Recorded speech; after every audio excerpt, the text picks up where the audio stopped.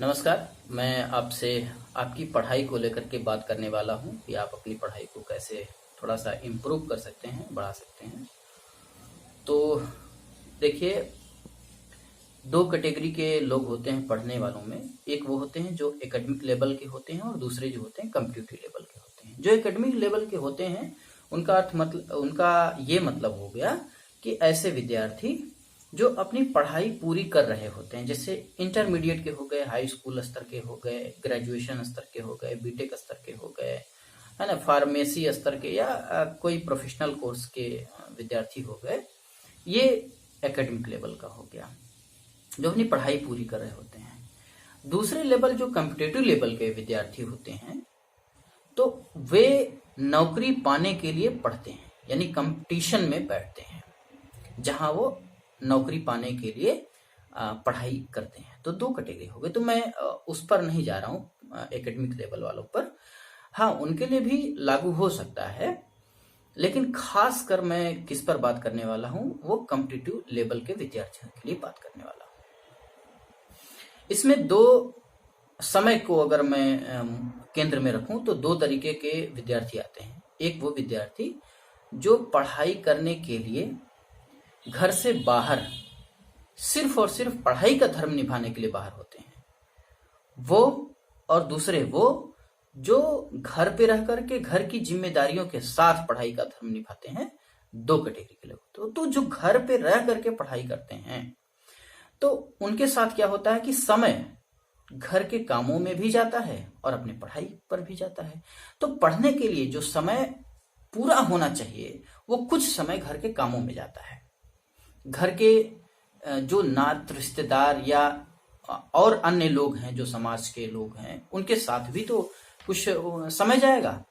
तो ऐसों के साथ समय कम मिल पाता है। लेकिन जो घर से बाहर रह के पढ़ाई करते हैं, तो उनके पास अमूमन ज्यादा समय होता है। अगर तुलनात्मक रूप से देखा जाए तो उनके पास ज्यादा समय होता है। तो मैं दोनों के लिए बात करने वाला हूं, और उन शिक्षिकाओं या शिक्षिका बनने के लिए या नौकरी पाने के लिए महिलाओं की जो बात मैं करने वाला हूं, जो पढ़ाई करती हैं। तो एक तो वो हैं जो घर पे रहती हैं, और वे लड़कियां जो घर पे रहती हैं, और वे लड़कियां जो बाहर रहती हैं। तो वो सामान्य रूप से बाहर वाले में आएंगे, क्योंकि उनके पास ज्यादा समय है। और एक वो जो घर पे रहती हैं और सारी जिम्मेदारियों को निभाते हुए पढ़ाई करती हैं। तो उनके लिए भी मैं बात करने वाला हूँ। पहली बात तो जो बाहर हैं उनके लिए देखिए, उनके लिए यह है कि अगर सामान्यतः आमतौर पर माना जाता है कि 6 से 7 घंटे या 8 घंटे ये सोना चाहिए। इतना अगर हम 24 घंटे में 8 घंटा निकाल देते हैं तो 16 घंटा हमारे पास बच जाता है। 2 घंटा सुबह में खाने बनाने का, 2 घंटा शाम में खाने बनाने का। अगर आपको बहुत ज्यादा समय चाहिए, तब की मैं बात कर रहा हूँ, तो 4 घंटा दिन का ये चला गया। तो अगर आप 1 घंटा नहाने का, 1 घंटा खाने का, या 1 घंटा अन्य क्रियाकलाप करने का, ये आप निकाल दें। क्योंकि जो खाने का समय है, मैंने आपको सुबह का 2 घंटा और शाम का 2 घंटा, 4 घंटे में उसको एडजस्ट कर दिया। अब जो नहाने धोने का है और काम करने का 1 घंटा मैंने उसमें दे दिया, ठीक है।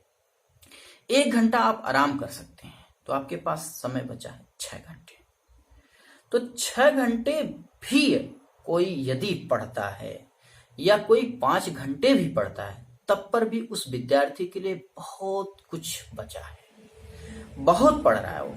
अगर 5 घंटे भी पढ़ रहा है ना, किसी IAS ने जो टॉपर था, उसने कहा था कि मैं अमूमन 5 घंटे पढ़ता था। लेकिन वो 5 घंटे किसी एक ही दिन नहीं, वो निरंतर डेली 5 घंटे पढ़ता था। तो जो पढ़ाई का सबसे मूल मंत्र है, वो ये है कि आप निरंतर पढ़ाई को जारी रखिए। सबसे बड़ा मंत्र यही है। उसके लिए कोई वेद पुराण या कोई कहीं भी आपको ऐसा मंत्र नहीं मिलने वाला कि उसको पढ़ लिए तो आपकी पढ़ाई पूरी हो जाएगी या परीक्षा पास हो जाएंगे। उसके लिए यही है कि आप किताबों के साथ इंटरनेट पर जो आपके किताबों में नहीं है, जो आप YouTube से किसी भी स्तर से आपको, जो आपको रुचि जिसमें हो, जिस तरीके से आप अच्छे से समझना चाहते हो, तो उसको आप जो है एडजस्ट करिए, वो आपकी बात है ना। तो ये आपको अधिकतर समय जो आपको बिताना है वो किताबों के साथ, है ना, उन चीजों के साथ बिताना है। तो 5 घंटे आप पढ़ लीजिए। तो इसमें यह है कि मैं आपको कुछ और भी समय दे सकता हूं। इसमें 5 घंटे ही नहीं, कुछ और समय भी आपको दे सकता हूं। जैसे आप सुबह में जब भी उठते हैं, जब भी उठें, कुछ लोग सुबह 4 बजे उठ जाते हैं, कुछ लोग 5 बजे उठते हैं, कुछ लोग 6 बजे उठते हैं। तो मैं उस पर नहीं जाने वाला हूं कि कितने बजे आप उठते हैं, क्योंकि कभी कभी ना जो आदत बन जाती है उस आदत को सुधारना बहुत मुश्किल होता है। नामुमकिन तो नहीं, मुश्किल होता है। अगर आप सुबह जब भी उठते हैं, 2 घंटे आप उठने के बाद 2 घंटे आप पढ़ाई को दे दीजिए। जब भी उठते हैं, मान लीजिए कि आप 6 बजे उठते हैं, तो 6 से 8 बजे तक आप पढ़ाई में लगा दीजिए। जो बाहर है उनके लिए मैं बता रहा हूं। आप कितना घंटे दे दीजिए? 2 घंटे सुबह में। अगर आप सुबह में कोचिंग जाते हैं 8 बजे से, तो 6 बजे उठेंगे तो आप पढ़ नहीं पाएंगे। बाकी तो और भी तो काम करना है, फ्रेश होना है, नहाना है, ब्रश करना है, और भी काम है, या मान लीजिए नाश्ता बनाना है, तो आप नहीं कर पाएंगे। इसका मतलब यह है कि आपको और पहले उठना पड़ेगा। आपको 4 बजे उठना पड़ेगा, सुबह 4 बजे। ये मुश्किल होता है कुछ लोगों के लिए, लेकिन नामुमकिन नहीं है। मुश्किल जरूर है, नामुमकिन नहीं है, ठीक है ना। अगर आपको पढ़ना है, परीक्षा पास करनी, नौकरी पानी है, तो आपको करना पड़ेगा ना। बिना तपे आपको, तपन बहुत जरूरी। तपस्या का मतलब है कि आप तप जाइए, और तप करके निखरना मुश्किल नहीं है, बहुत आसान है, खासकर पढ़ाई के दौर में। और पढ़ना सबसे सरल और सबसे सरल काम है। ये समझिए कि दुनिया का सबसे सरल काम है पढ़ना, लेकिन सबसे मुश्किल काम यही है। सबको लगता है कि सबसे मुश्किल काम यही है, और सबसे सरल काम ये किताब है। उसके साथ बिताना है समय, आपको यही तो करना है। किताब है, कलम है, कॉपी है, बैठे रहिए, पढ़ते रहिए, काम करते रहिए, उसमें देखते रहिए, यही तो करना है आपको। क्या करना है? फरसा चलाना है ना। धूप में तप जाना है कि पंखा नहीं चल रहा है। अरे उससे पूछिए जो मजदूरी करता है ना, खेत में धूप तप रही, वहां कोई पंखा नहीं चल रहा है, वो गेहूं काट रहा है, धान काट रहा है, सिंचाई कर रहा है। वो पल्लेदार से पूछे जो पीछे जो है कि बोरा लेकर के बेचारा अपना काम कर रहा होता, वो श्रम कर रहा है ना। आप तो मेंटल श्रम करते हैं। तो ये बहुत ही आसान है, उससे कहीं ज्यादा आसान काम ये है, लेकिन आपको लगता है कि सबसे मुश्किल काम ये है। मेरा मानना है कि सबसे सरल और सबसे बढ़िया, सबसे सुंदर काम ये है। क्या? पढ़ना। आप सोचिए, आपको नौकरी लेना है तो सबसे सरल काम करेंगे ना, और सबसे सरल काम आपको कठिन लग जाए, कैसे हो सकता है? आप किताब उठाइए, कॉपी उठाइए, इंटरनेट उठाइए, जो चीजें नहीं समझ में आ रही किसी से कंसल्ट कीजिए, अपने सीनियर से कंसल्ट कीजिए, तो चीजें आपके लिए आसान हो जाएंगी। मैं अब थोड़ी सी आपको समय का डिवाइडेशन करता हूँ। सुबह आप 4 बजे उठते हैं तो आपको 2 घंटे मिल जाते हैं 4 से 6 पढ़ने का। और कोई भी कोचिंग ऐसी नहीं है कि जो आपको सुबह ही बुला लेती 5 बजे, ऐसा नहीं है। बहुत करेगा 7 बजे बुलाएगा या 6:30 बजे बुलाएगा। तो अगर आपको वो 6 बजे बुलाता है, अमूमन ऐसा तो नहीं होता, लेकिन आपको मान लीजिए 6 बजे बुलाता है कोचिंग वाला, ये सुबह वालों के लिए है, तो आपको 3:30 बजे उठना है। क्योंकि भाई अगर 6 बजे बुला रहा है तो आपको तो उठना पड़ेगा ना। जब भी कोचिंग जाएं, कोचिंग जाने से पहले आपको क्या पढ़ना है, कोचिंग में क्या पढ़ाया जाएगा, ये आप रिवाइज करके जाइए। ये काम आपको करना है, ठीक है।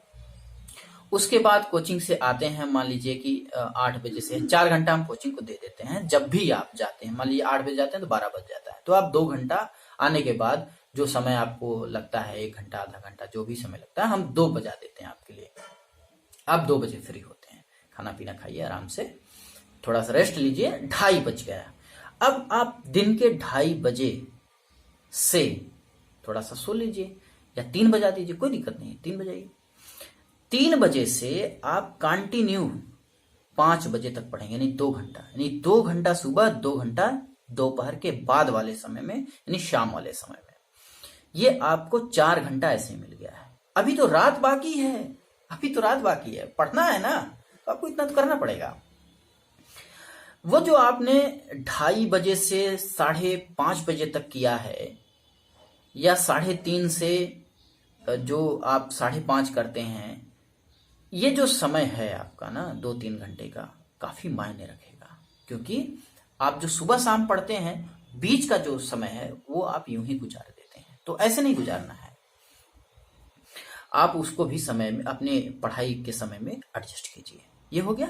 अब जो शाम का समय है उसमें आप 2 घंटा खाना बनाने का, इधर उधर करने का आप ले लीजिए, या तो आप 9 से 11 कर लीजिए उसको कि 9 से 11 मुझे खाना पीना बनाना है, मोबाइल चलाना है, इसको कर लीजिए। लेकिन आप 11 बजे ही सोएंगे, ये मान के चलिए, 11 बजे सो जाइए। ये अच्छे स्टूडेंट की पहचान ये है कि आप 11 बजे आराम से सो जाइए, सुबह 4 बजे जग जाइए। ये अच्छे स्टूडेंट। हाँ, स्टूडेंट वो भी अच्छे हैं कि जो रात भर पढ़ते हैं, दिन भर सोते हैं, वो भी सक्सेस हुए हैं। लेकिन एक जो सामान्य प्रकृति का जो नियम है, अगर उसके हिसाब से हम चलें तो चीजें आसान हो जाती हैं। वो थोड़ा मुश्किल है क्योंकि हम प्रकृति के विरोध में चल रहे होते हैं। रात भर जगना, दिन भर पढ़ना, यानी कि दिन में रात में भी जगना, दिन में भी जगना, थोड़ा शरीर को भी आराम दीजिए ना। तो ये जो आपके लिए समय है शाम का, रात का, ये 2 घंटा आप इधर दे दीजिए, यानी कि 7 से 9 दे दीजिए, तो 2 घंटा ये हो गया। तो आप 6 घंटा पढ़ लिए। कोचिंग का आप 4-6 घंटा जो दे रहे हैं, उसके बाद आप जो है 6 घंटा दे रहे हैं, यानी कि 2 घंटा सुबह में, 2 घंटा शाम या दोपहर में, और 2 घंटा शाम को। ये 6 घंटा आप इसने दिया। 4 घंटा अगर आप कोचिंग में देते हैं तो 6-4 10 घंटा हो गया। कोचिंग ना जाने वालों के लिए ये कंडीशन और भी आसान हो सकती है। जैसे वो जब चाहे सो सकता है, जब चाहे जग सकता है। लेकिन अच्छा क्या है? अच्छा ये है कि आप 11 बजे सोइए, 4 बजे उठ जाइए। 4 बजे उठने के बाद जो याद करने वाली चीज है, जो रिवाइज करने वाली चीज है, जो अभ्यास करने वाली चीज है, उसको आप अपने अंडर में ले लीजिए। सुबह में 2 घंटा उसको रिवाइज कीजिए। बाकी चीजें जो अध्ययन करने वाली चीज है, जो पढ़ने वाली चीज है, मैथ लगाने का जो काम है, उसको शाम में कर दीजिए। क्योंकि शाम में चीजें याद नहीं होती, दिन भर का जो इधर उधर का रहता है ना, वो दिमाग में आ जाता है। तो मैथ ऐसी चीज है ना, उसको बूस्ट करती है, उन चीजों को हटाती है। मैथ ही इसका काम करता है, आपके दिमाग को बूस्ट कर देता है। दिन में आप जो है चीजें जैसे पर्यावरण है उसको पढ़ लीजिए, किताबें हैं उसको पढ़ लीजिए, जो कोचिंग के नोट्स हैं उसको रिवाइज कर लीजिए। लेकिन जो याद करने का काम आप सुबह में कर सकते हैं। ये तो उनके लिए है जो बाहर रहते हैं, ठीक है। अब जो घर पे बच्चे हैं, उनके घर के परिवार हैं, उनको भी देखना है, बच्चों को भी देखना है, पति को भी देखना है, ऐसी महिलाओं की बात मैं करने जा रहा हूं। उनके लिए तो 4 बजे 5 बजे उठना बहुत आम बात है, भले वो 12 बजे सोते हैं। उनके पास इतनी जिम्मेदारी होती है। उन जिम्मेदारियों के साथ पढ़ाई की जो जिम्मेदारी है उसको निभाना सबसे सर्वोत्तम काम है। वो इतना काम कर रहे होते हैं।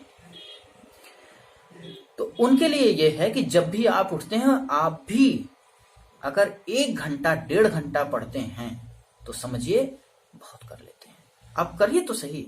1 घंटा 1.5 घंटा ये हो गया। सुबह में आप जो है जो जितना खाना पीना बनाना है घर वालों के लिए वो बना सकते हैं, क्योंकि वो करना होता है। तो अमूमन हर घर वालों की यही स्थिति है कि लेडीज खाना बनाती हैं और जेंट्स अपना बाहर का काम देखते हैं। तो ये जो काम है आप सुबह में आराम से 2 घंटे में, 2.5 घंटे में कर सकते हैं। कपड़ा धोने का काम है वो भी आप 3-4 घंटा मैनेज कर लीजिए। लेकिन दोपहर के समय में आप अपने आप को खाली रख लीजिए, लगभग 2.5-3 घंटा दोपहर से शाम के बीच में वो समय आपको मिल जाता है। इतना मैं मानता हूँ, हमारे यहाँ भी ऐसा है कि वो समय आपको दोपहर में 2-2.5 घंटा 3 घंटा मिल जाता है। तो 2 घंटा या 1 घंटा सुबह का, 2.5 घंटा 3 घंटा दोपहर का, ये हो गया। शाम में आपको समय नहीं मिलता है, हम मान के चलते हैं, लेकिन फिर भी आप समय 1 घंटा निकाल लीजिए सोने से पहले। उसमें भी खाना पीना बनाना है तो उसको भी थोड़ा आप मैनेज कीजिए समय के साथ। 6 से 7 या 7 से 8 जब भी आप 2 घंटा बना लीजिए, या 8 से 10 या 6 से 8 जब भी आप जिस तरीके से खाना पीना बनाते हैं, घर वालों खिलाते पिलाते हैं, 1 घंटा आप सोने से पहले निकाल लीजिए। तो 1 घंटा शाम को सोने से पहले, सुबह में 1 घंटा मान लीजिए कि अगर नहीं हो पा रहा तब की बात है, नहीं तो 2 घंटा, तो वो 3 घंटा ऐसे हो गया। दोपहर का 3 घंटा या 2 घंटा, तो आपके पास लगभग 5 घंटे ये पढ़ाई के हो जाते हैं। सारी जिम्मेदारियों को निभाते हुए आपके पास इतना समय है। और इतना समय अगर आप किताबों के साथ बिताते हैं तो ये गारंटी के साथ मैं कहता हूं कोई भी परीक्षा आपको रोक नहीं सकती है, लेकिन कब? जब ये काम निरंतर होगा। पढ़ाई आपसे निरंतरता की अपेक्षा करती है। कोई भी परीक्षा ऐसी नहीं बनी हुई है जो आपसे ऊपर हो। कोई भी किताब आपसे अछूती नहीं है, कोई भी किताब आपकी समझ से परे नहीं हो सकती, क्योंकि आपने ही उसे लिखा है। इंसान से बड़ी कोई चीज है? इंसान ही तो उस किताब को लिखा है। अब सोचिए, आप ही लिख रहे हैं, आप ही समझ रहे हैं, तो आपसे बड़ी चीज वो थोड़ी है। आप पढ़िए और समझिए, प्रयास कीजिए। और एक चीज और, जो पढ़िए आप दूसरों को समझाने के लिए पढ़िए। देखिए कितना आसान हो जाएगा। आपको याद करने की जरूरत नहीं है, आप अच्छे से उसको समझ जाएंगे और उसका जो है एनालिसिस करना सीख जाएंगे। जब ये सीख जाएंगे, दूसरों को आसानी से समझा सकते हैं। कभी जैसे आप ये नहीं किए हो तो की बात मैं कर रहा हूं कि जो पढ़े आप, पढ़ने के बाद थोड़ा सा डिस्कस कर लीजिए, उनसे पूछिए कि ये तुमने पढ़ा है, अगर पढ़ा है तो बताओ, नहीं बता पा रहा है तब आप उसको बताइए कि ये ऐसे ऐसे है। अगर उसको पता है कि हाँ ऐसे ऐसे है जो आपने पूछा, फिर भी आप बताइए। क्यों? जानते हैं, इससे आपका रिवीजन हो जाएगा, आपके मन मस्तिष्क में वो बैठ जाएगा।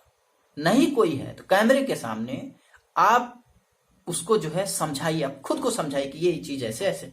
मान लीजिए थॉर्नडाइक ने जो नियम दिया था, आप किसी को समझा रहे हैं, तो प्रैक्टिकली देखिए ना कि तत्परता, प्रभाव, ये जो नियम उन्होंने दिया है, अभ्यास, ये किसके लिए दिया? हमें आपके लिए दिया है ना। मैं आपसे बात कर रहा हूं तो तब तक, जब तक आप तत्पर नहीं होंगे तो मेरी बात का कोई वैल्यू है? मैं आपको समझा रहा हूं तो आप तत्पर होकर सुनेंगे नहीं तो कोई वैल्यू है उसकी? नहीं है, नहीं समझ पाएगा कोई। जब तक आप तत्पर नहीं होंगे सीखने के लिए, तब तक कोई आपको सिखा नहीं सकता। लेकिन सिखाने वाले के भी ऊपर यह है, वह सीखने वाले को तत्पर किए, तत्पर करे, उसके बाद अभ्यास कराए। जब चीजें आपके अभ्यास में आ जाती हैं तो वह आपके मन मस्तिष्क में स्थायी रूप से बस जाती है। वही वो बता रहा है। उसके बाद प्रभाव का नियम है, जो चीजें आपको प्रभावित करती हैं उन चीजों को सीखना नहीं पड़ता, वो आप सीख जाते हैं। जैसे फिल्म आप जब देखते हैं तो कोई आपको हर जो सीन होती है आपको प्रभावित करने वाली होती है, इसलिए आपको वो सीन याद हो जाती है। जो आपके प्रभावित नहीं करती वो चीजें आपको याद नहीं होती है। तो किताबों को भी ऐसा पढ़िए कि आपको प्रभावित कर जाए, या किताबें वे पढ़िए जो आपको प्रभावित करे। अगर नहीं प्रभावित कर पा रही है तो आपको कोचिंग की जरूरत है। अगर आप खुद जो है कि वो पढ़ ले रहे हैं, अपने से समझ ले रहे हैं, प्रभावित हो पा रहे हैं, तो किसी के बताने की क्या जरूरत है? आप खुद को मोटिवेट कर रहे हैं उस किताब से, सिर्फ मोटिवेट हो रहे हैं आप। तो ये इस चीज को आप ध्यान दीजिए। बाकी सीटेट का जो रिजल्ट आया उस पर दो कैटेगरी के लोग हो गए, एक सफल और दूसरे पुनः प्रयास करता। मैं पुनः प्रयास करता इसलिए कह रहा हूं कि जो पास फेल का सिस्टम है ना, इसको तो बिल्कुल हटा देना चाहिए कि पास है ये फेल है। बहुत सबसे घटिया जो लैंग्वेज है अगर इसमें है परीक्षाओं में, तो सबसे घटिया लैंग्वेज फेल की है। उसे जानते हैं क्या करना चाहिए? उसे करना चाहिए आपका पुनः प्रयास करने में स्वागत है। फेल को हटा करके शब्द रखना चाहिए, आपको पुनः प्रयास करने के लिए आमंत्रित किया जाता है। ये करना चाहिए। जब आप ऐसा करेंगे ना, तो वो जो असफल हुआ है, जिसने परीक्षा दी पर वह अपेक्षाओं के अनुरूप उसको फल नहीं मिला है, तो पुनः प्रयास करने के लिए सकारात्मक दृष्टिकोण से आएगा। लेकिन पहले ही आप उसे कहते हैं कि यू आर फेल। तो ये चीज ना सबसे गंदी चीज है। इसे आप हटा करके उस पर लिखिए, जो नहीं पास होता उस पर लिखिए कि आपको पुनः प्रयास करने के लिए आमंत्रित किया जाता है। सोचिए, आप ऐसे व्यक्ति को जो 1 नंबर से रुक गया है, आप उसको पुनः प्रयास करने के बुला रहे हैं ना, तो सोचेगा कि मैं फेल नहीं हूं, मैं दोबारा, मुझे बुलाया जा रहा है, तो दोबारा 1 नंबर नहीं 100 नंबर लाने के लिए प्रयास करेगा। आप पहले उसे डिमोटिवेट कर रहे हैं, यू आर फेल। और ट्राई अगेन की भी बात नहीं करते कि आप पुनः प्रयास कीजिए, ऐसी बात भी आप नहीं लिखते उसमें। इस पर भी मैं आपको जो है कि कह रहा हूं कि इस पर भी आपको काम करना चाहिए। ये सरकार से निवेदन है, ये संस्था से निवेदन है, ठीक है? कोई भी संस्था पास फेल को हटा करके ऐसे लिखना चाहिए कि आपको पुनः प्रयास करने के लिए आमंत्रित कर रहा हूं। ठीक है, तो पढ़ाई को आप अच्छे से पढ़िए, और कहीं भी किसी भी प्रकार की कोई समस्या आपको आती है तो अपने से सीनियर के साथ, जो उस क्षेत्र में अनुभवी है, उससे आप कंसल्ट जरूर कीजिए। एक बार मैं फिर कह रहा हूं कि कोई भी परीक्षा आपके लिए बनी होती है, और जो असफल हैं उनके लिए मैं कह रहा हूं, आपके लिए असफल होना नई मंजिल को प्राप्त करना है। जो आप असफल होते हैं तब आप नई मंजिल को प्राप्त कर रहे हैं, तो पहली बार में सफल हो जाना, उतना खुशी आपको नहीं मिलेगी जितना प्रयासों के अनुरूप, प्रयासों के बाद, कई प्रयासों के बाद आप जब होते हैं। तो जब कहीं पर आप लेक्चर दे रहे होते हैं, तो उस समय आप बता रहे होते हैं कि मैंने ये पहली बार इतना गेन किया, दूसरी बार इतना गेन किया, तीसरी बार इतना गेन किया, पांचवी बार में, चौथी बार में मैंने सफलता पाई। तो सामने वाले को, जिसको आप बता रहे होते हैं, उसको लगता है कि प्रयासों की संख्या अगर हम बढ़ा दें तो मैं सफलता अवश्य ग्रहण करूंगा। ठीक है, प्रयास निरंतर करिए, पढ़ाई निरंतर करिए। अगर 4 घंटे पढ़ते हैं तब पर भी आप निरंतर कीजिए, 5 घंटे करते हैं तब पर भी निरंतर कीजिए, 2 घंटे ही आप पढ़ते हैं तब पर भी निरंतर कीजिए। पढ़ाई हमेशा निरंतरता की मांग करती है, और घुल मिल जाइए समय को, किताबों के साथ, चीजों के साथ घुल मिल जाए। दिमाग को इधर उधर बांटिए ही मत। ये मैं किसके लिए कह रहा हूं? पढ़ने वालों के लिए कह रहा हूं, जो खुद को पढ़ाई में झोंक देना चाहते हैं, जो खुद को उसको समर्पित कर देना चाहते हैं, उसके लिए मैं कह रहा हूं। ठीक है, ये मैं खुद का अनुभव बता रहा हूं। मैंने ऐसा किया था, बहुत सारे लोग ऐसा करते हैं। जब आप उनसे पूछेंगे ना, तो वो ऐसा किए होंगे, तब जाकर के उनको सफलता मिलती है। फिर मैं कह रहा हूं कि पढ़ाई सबसे सरल चीज होती है, इससे सरल चीज और कुछ है नहीं। जानते हैं क्यों? एक किताब, एक कलम और एक कॉपी, यही है। इसके साथ आप बैठिए, चीजें लिखिए, रिवाइज कीजिए।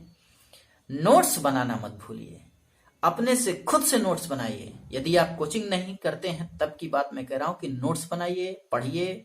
जो किताबों में नहीं समझ पा रहा है, गूगल पे लिखिए, गूगल पे आ जाएगा, उसको पढ़िए, समझिए। वहां से नहीं समझ पा रहा था, यूट्यूब पे वही टॉपिक लिख दीजिए, कोई ना कोई जरूर आपको पढ़ा रहा होगा, समझा रहा होगा, वो चीज आप समझ जाएंगे। गूगल से मिला लीजिए, किताब से मिला लीजिए, चीजों को मर्ज कीजिए, आप बहुत ही आसानी से उस टॉपिक को समझ जाएंगे। मेरे जैसे लोगों की आवश्यकता नहीं होगी कि आपको दोबारा समझाया जाए, कोचिंग की आवश्यकता नहीं होगी दोबारा। आपको लगता है कि मुझे कोचिंग की जरूरत है, तो आपको कोचिंग करनी ही चाहिए। यदि आपको ऐसा लगता है तब की बात है, नहीं तो कोचिंग एक सिर्फ माध्यम होता है रेगुलरिटी का। ठीक ना, कोचिंग माध्यम होता है रेगुलरिटी का। किसी भी परीक्षा को आप पास कर सकते हैं, सिर्फ और सिर्फ आपको चाहिए क्या? निरंतरता।